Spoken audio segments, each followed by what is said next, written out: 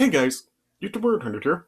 Alright, now here I am with another sports movie review, and now I'm gonna be starting to get into like a lot of the sports films that I really am like more familiar with, that ones that I really have like watched like a lot, and a lot of the ones that I really do know more of than like the ones that I have already talked about so far.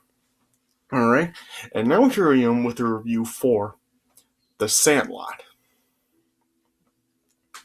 So yeah, really, what can I say about this film that people really haven't said? I mean, yeah, this is a good film.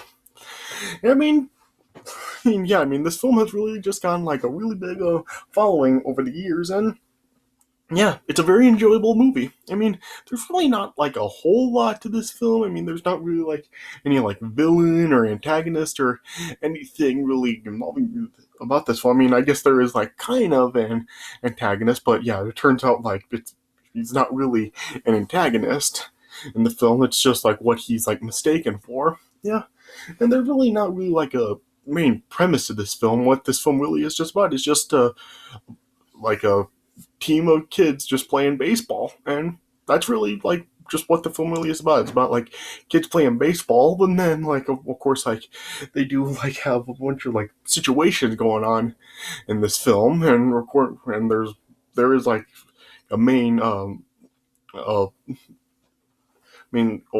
not really a main, but yeah, there is like a plot to this film eventually. But yeah, it's not really like the whole film like revolves around it.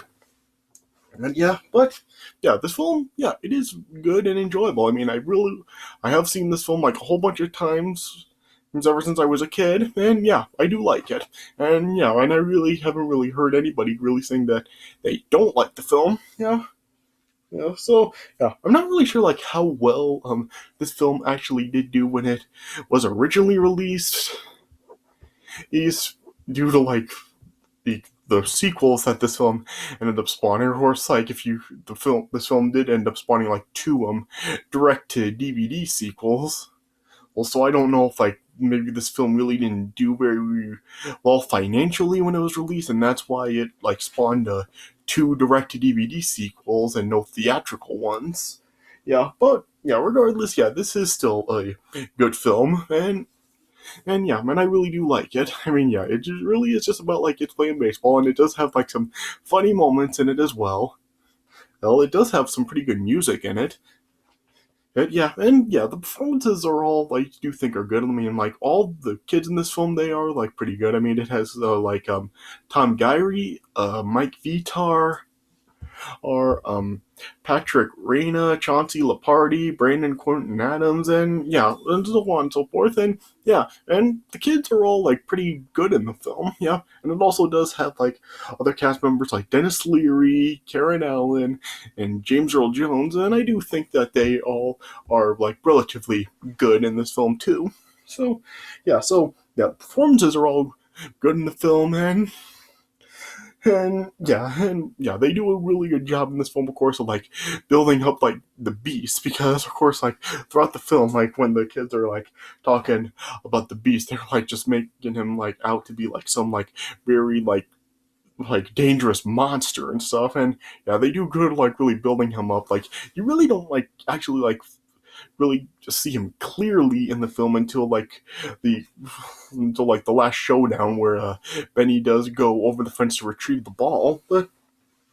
Uh, but yeah, so yeah, and when you do see him, like it is like kind of like yeah, he's not like how the boys and pretty much the whole town does depict him as and stuff. So and yeah, like I said, this film does have like some funny scenes to it. There's like the pool scene, and there's also like the scene where they like confront the other team, and yeah, just some like other funny scenes like that throughout the film as well. So yeah, so it does have a good mix of like comedy and like all this stuff to it, and yeah, it does have also have some real good scenes in it as well. Well, and yeah, and it does have some good music in it. Like it does have like some original score to it, as well as some song other songs in the film as well. Like you have America the Beautiful by Ray Charles. There's Tequila by the Champs. You know what I'm saying? Yeah, some other like songs like that in this film as well. So yeah, so I just really don't know what else I can say about the film. I mean, it is a good film and it is very enjoyable, and I just really haven't heard anybody really saying that they don't like this film. So yeah, and chances are you really have seen it. So I don't really think I really have to recommend this film because chances are pretty much all of you have seen it. So yeah, but it is a good film, and yeah, it is like very very enjoyable. So I would probably give this film like around like 3.5 stars out of 4. Four. So yeah. Yeah, well, yeah, I did say that this movie doesn't really have a premise, but yeah, kind of like the main like stuff going on in this film is just like a kid that has come to town, and like he's just at first like he's very like shy and just is like really keeps to himself, but yeah, with encouragement from like his mom and stuff, he does like come around and he does like become friends with like a group of kids. So yeah, so I guess like it does like sort of have like some like stories to it like that in the film.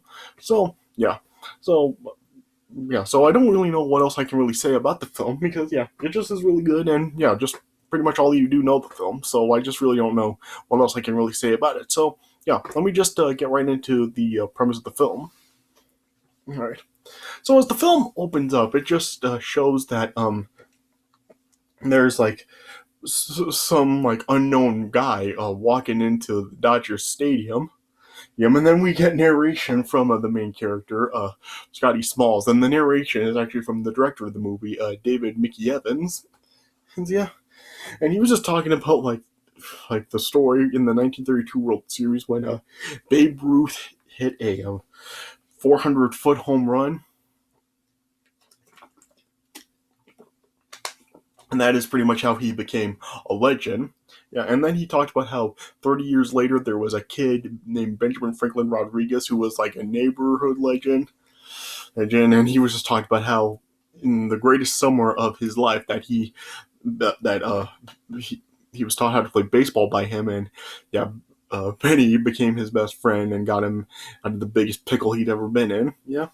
And then it just shows that how Benny, who's like the leader of the group of kids, yeah, he like is just like very good at baseball, and he just hits a home run in a baseball game at school. Yeah, and then it shows then how when Scotty Smalls was like just moving to Los Angeles, California, and it just like said that like he was from another state and didn't really have any friends within 1,000 miles. Yeah, it's never really actually said like where he actually did move from, but yeah, he just like says that he lived like 1,000 miles away somewhere. Yeah, though yeah, it's unknown where he actually did move from. Yeah.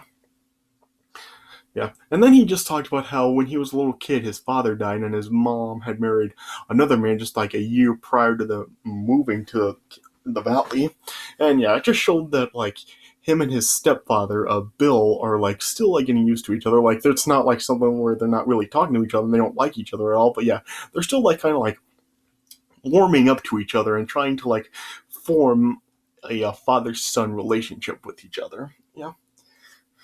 Yeah, and then as like Bill was like starting to like put stuff in his trophy room, Scotty noticed that Bill like put up a baseball on a stand, and but it did like show that the ball had a Babe Ruth signature on it. Yeah, yeah, and then yeah, then Smalls then just but then one day, like he followed the other kids to the Sandlot. So yeah, he followed like Benny and the rest of the kids to the Sandlot with his plastic baseball glove, and yeah, and through the narration, he was just saying that the Sandlot was really like one of the best places that he'd seen before, and he was just talking about how Benny and the rest of the kids. There were just like 8 of them, so they didn't have a full team. So he went to the Sandlot to try to just be their ninth guy and just try to take up space. He's to be the ninth man in the outfield. Yeah, yeah. And as he was just like standing in the outfield, as the other kids were just like throwing the ball around, yeah, he then like saw that the fence behind him, and like there was just like he heard some growling behind the fence and some rumbling. Yeah, yeah. And then as the ball was then like hit in his direction, it showed that like he was unable to catch it and just fell down. And then when he retrieved the ball, as he threw it back. He just like couldn't throw it, and so then the other kids were just laughing at him, and he was just embarrassed and ran off. Yeah, and then on then one day, just after a talk with his mom, she was just like telling Scotty that like she really wants him to make friends during the summer. Yeah, yeah, and then. And later on, as then like he asked Bill to teach him how to play catch, which as they were like as he was teaching him, it just showed that Scotty really didn't, wasn't able to catch or throw or anything. Like one point after he missed a catch from Bill, rather than throwing the ball back to Bill, he just ran back to Bill and handed him the ball. And then like when Bill actually did tell him to throw the ball back the second time, he just wasn't able to throw it. And then the third time Bill threw Scotty the ball, like the ball actually like hit Scotty in the eye. And it, like gave him a black eye and then also like busted his glove. Yeah. But later on that day, like Benny came and recruited Halls as the ninth man for their team. And he even gave Smalls another glove, which was like a real leather glove. Yeah. And then as Benny like introduced Smalls to the rest of the team, which included like Timmy and Tommy, Squints, Bertram, Denunez, and Ham. Yeah, it showed that like Smalls like had absolutely like no knowledge of baseball at all. Because the other guys did like mention the Great Bambino, but he had no idea who that was. Yeah. The other, all the other boys then were just like, weren't on board with Smalls on their team. And Benny was really the only one willing to like give like Smalls a chance. Yeah, yeah. And then they were playing, Benny then like hit the ball in Smalls' direction. Oh, sorry. Smalls once again failed to catch the ball, and then he just like handed the ball back to instead of actually throwing it. And then Benny then was just like gave Smalls some advice. I saw him playing baseball. Just don't think about it and just have fun with it. And he just like told him how to throw the ball. And when Smalls asked how to catch it, Benny just told him to just stand with his glove in the air. And so then that's what Smalls did. He just like stood with his glove high up in the air, and then Benny hit the ball in a Smalls' direction once again, and then Smalls was able to catch the ball, and then he threw it back at Bertram, and then that's when like all the other boys then accepted Smalls on their team. And after they were done, and then when they all went home, like Benny told Smalls he could keep the glove, and he also gave Smalls another cap to wear. Yeah. And then the following day, as they were playing again, Ham hit a home run with the ball going over the fence. And everybody was just pissed at Ham for hitting the ball over the fence. And then as Smalls was volunteering to go get it, as he was starting to climb the fence, the other boys just then were screaming at him not to, and then just pulled him off the fence. And then they were just saying that they can't go over the fence and they would never get that ball back. And they then just brought up the beast to Smalls, and then they just had Smalls like look through the fence and just see. And then Smalls then like looked through a hole in the fence and saw like the ball there. And then then the ball was then just like grabbed by something. Yeah, and then that night, then the boys all like camped out like in a tree house, and then like Squints was just telling the story of the legend of the beast, and he was just saying how like the thieves were stealing stuff from a junkyard, and the owner, Mr. Myrtle, got like a dog from the pound, and like which is just like feeding him beef to like make him bigger. And then that dog then just like became like huge and known as the Beast, and just like stopped anyone from breaking in. But then Squints also said then like eventually just like the thieves were all just reported missing, and the Beast like killed like over 100,000 people. people, yeah, and then the police then just like forced the Beast into retirement from the job, and Squints's grandfather, who was the police chief, like ordered Mr. Myrtle to just like chain up the Beast under his house forever. Yeah, yeah, and then like they also like told Smalls that there was one kid that tried to go over the fence but ended up getting eaten, but Smalls just didn't believe it was true. When then they just had told Smalls to just look out the window, and then Smalls then like heard like the growling and stuff from the Beast, and then believed the boys that the Beast was real. Yeah. And then one day, as it was just like so hot at the Sandlot, the boys just then like just told Benny that they couldn't play baseball that day and just had to call it for the day. And so then they all decided to go to this community pool instead. And it showed that Squints really did like have a crush on one of the lifeguards, Wendy Peppercorn. And so then Squints came up with a plan, and then like he just like dove into the deep end, and Squints like was not a strong swimmer, and so he supposedly was drowning, and Wendy like dove under to recover him and bring him back up to the surface. Yeah, and Squints was like supposedly like unconscious, and when he like was reviving Squints with mouth to mouth, and then eventually then Squints just ended up like kissing Wendy, and then he just got ended up like thrown out with everyone else, and then they all were just like banned from the pool. Yeah, and then then we have there was the scene on the 4th of July where they were playing at night, and had like Ray Charles, America the Beautiful playing during all that. And through the narration, Smalls was just like talking about how for the rest of them, baseball was a game, but for Benny, baseball was life. Yeah, and then as they were playing, it just showed like all the other kids just watching the fireworks that night. Yeah.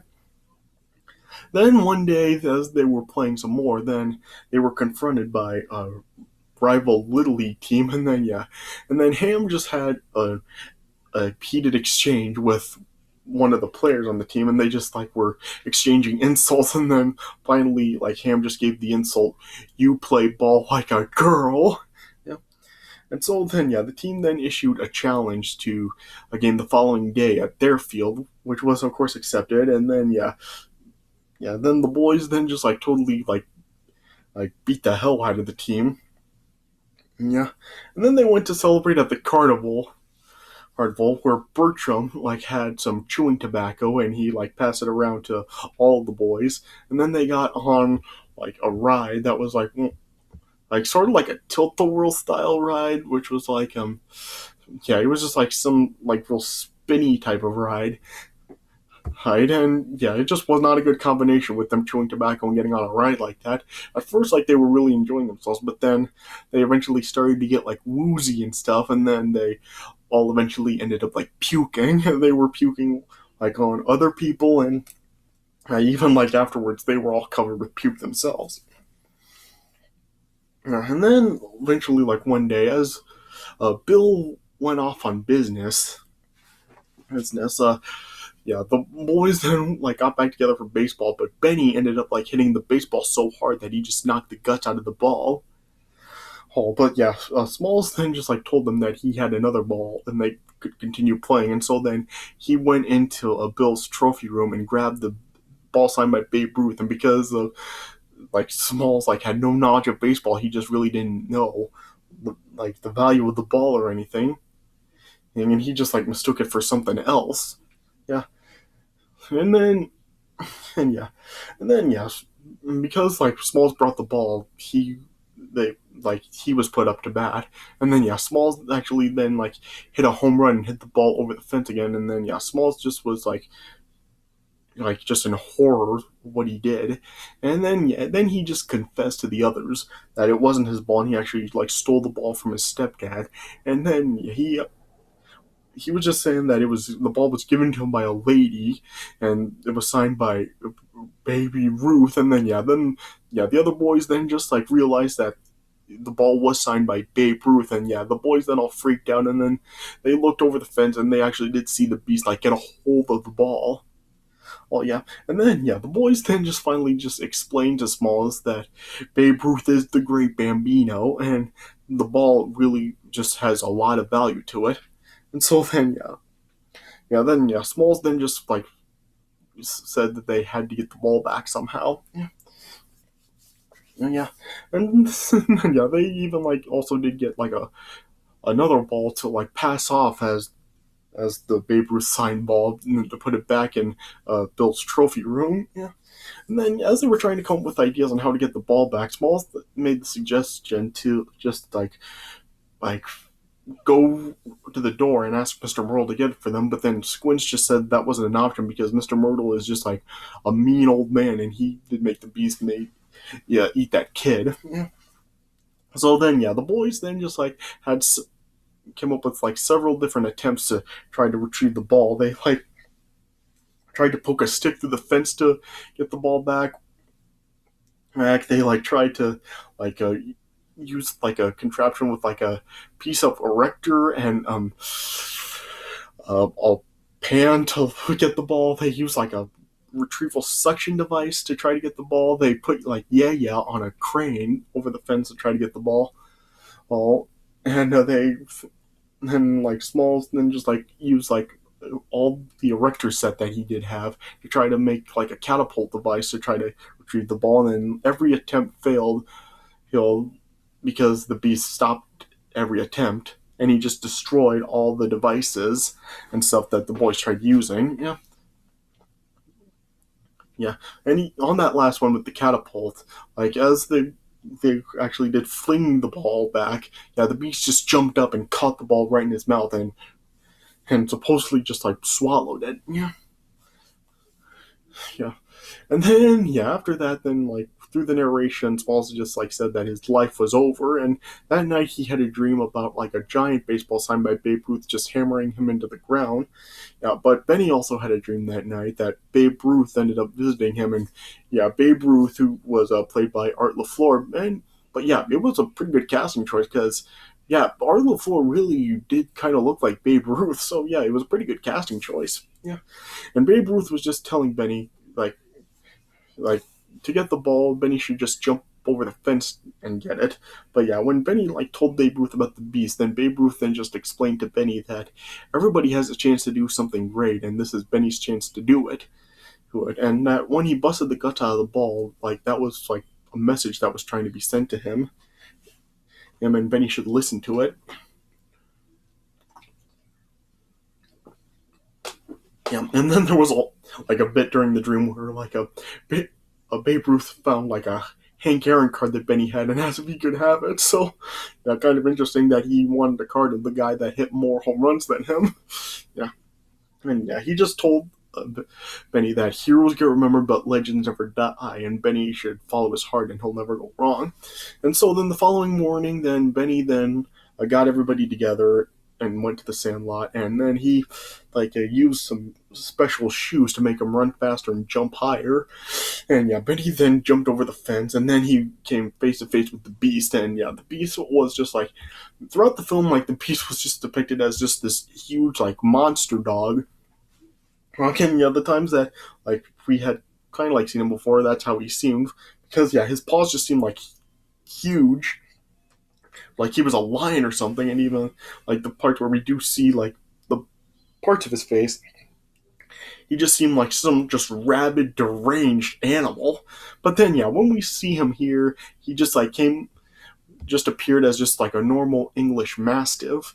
And then the ball then just like came out of the beast's mouth onto the ground. And then Benny then just ended up like pickling the beast. He just ran in the direction of the ball. He slid and grabbed it and then ran back. But the beast gave chase to him and even like snapped the chain. And the beast jumped over the fence in pursuit of Benny and just chased him around town. And the rest of the boys ended up giving chase as well. And then eventually, then after like the beast chased Benny like throughout town, and then just like chased him like through like an auditorium and the park and the pool and all that. Then eventually it spilled back over to the Sandlot where Benny jumped back over the fence, and the beast just ended up jumping through the fence. But the fence then it just ended up coming like fell over and right onto the beast. And all the boys were just in shock of that. And then Smalls and Benny then ended up like lifting up the fence and freeing the beast. And then yeah, the Beast then just like was face to face with Smalls, and just like nobody knew what was gonna happen, and the Beast was just like licking Smalls' face. And then yeah, the Beast also just showed gratitude, and then he just like led the boys to the stash of baseballs that they all hid over the fence, and the Beast collected and gave them back. Yeah. And then yeah, the boys then like went to the door, and Mr. Myrtle came up to the door, and then yeah, the boys just said that they had brought the dog back home, and it was revealed that the dog's name was Hercules. Yeah, and they also like just told Mr. Myrtle what had happened with the ball. Yeah, and then yeah, Mr. Myrtle then just like said if they would have just knocked on the door, he would have gotten the ball for them. And then yeah, everyone then just like was all over Squints for what he said. Yeah. But then, yeah, Mr. Myrtle then invited Smalls and Benny in to talk, and then, yeah, yeah, and then, yeah, when he like was informed that Babe Ruth signed the ball, yeah, Mr. Myrtle then offered a trade to Smalls and Benny for like a a ball that's signed by the entire 1927 New York Yankees team. And then, yeah, it was shown that Mr. Myrtle had actually played baseball with Babe Ruth before, and but his career ended after like he was struck by a baseball and went blind. And yeah, then Mr. Myrtle just told them that if they come by once a week to talk baseball, they would call and even trade. And yeah, they agreed to it. And then it showed then Smalls like giving Bill uh, the ball signed by the entire team. And through the narration, like it was said that like Bill did love the ball, though he was still mad at about the Babe Ruth ball being stolen, and stuff. And yeah, but yeah, Smalls like through the narration said that he didn't feel too bad for just being ground for a week rather than his entire life. And then yeah, it just then like showed that like things were working out between Smalls and Bill, and yeah, their relationship was like really improving. Yeah, and then it showed then like the boys continuing to play ball, and yeah, the Beast or Hercules was now their mascot. And then yeah, Smalls was just like talking through narration about like how it went for him over the years and what went on with the other boys, and it just showed them all just like fading away one by one as Smalls was talking about them with their futures and stuff. And yeah, then he was just like talking about how after Benny pickled the Beast, like his reputation just spread all over town, and he was nicknamed the Jet. And then yeah, it just stuck with him for his entire life. And then Benny went on to play for the Dodgers, and then it just like shifted back over to like the present day with Benny now a player for the Dodgers against the Giants. And since Smalls was now like the sports commentator for the team. And then yeah, then it just showed Benny then successfully like stealing home and the Dodgers supposedly winning the game. Yeah, they never like reveal whether or not the Dodgers win, but I would assume that they did. Yeah, and then it just like showed Smalls looking down at Benny, and then they just exchanged thumbs up, and then yeah, and then it just ended with just Smalls just sitting, smiling, and just looking at a picture of like all of the boys together in the Sandlot. Oh yeah, and it was also interesting how like in like Small's like broadcast booth, like it showed that like he there were like the three like signed balls. There was like the fake one that they made to like pass off as the Babe Ruth signed ball. There was the actual one that was like chewed up by the bees, and then it showed the ball signed by the entire Yankee team. So yeah, it was interesting that they had those balls in there. Yeah. Anyway, yeah, and that's how it ended. So yeah, so it is a pretty good movie. I mean, yeah, I mean it's just very enjoyable. I mean, it has a lot of memorable lines, some good scenes, some funny moments. So yeah, what can I really say about it? I mean, I'd recommend it, but chances are you've already seen it, so I don't really have to recommend it. So yeah, but it is just like a really good movie, and just very very enjoyable. And yeah, I've seen it a lot, and I probably will still watch it many more times in the future. All right, so like I said, 3.5 stars out of 4. All right. So yeah, so I guess that's all I really can say about it. So yeah, so I guess that's us for my review of The Sandlot. So I hope you guys did enjoy this review. So thanks for watching, and I'll see you guys later.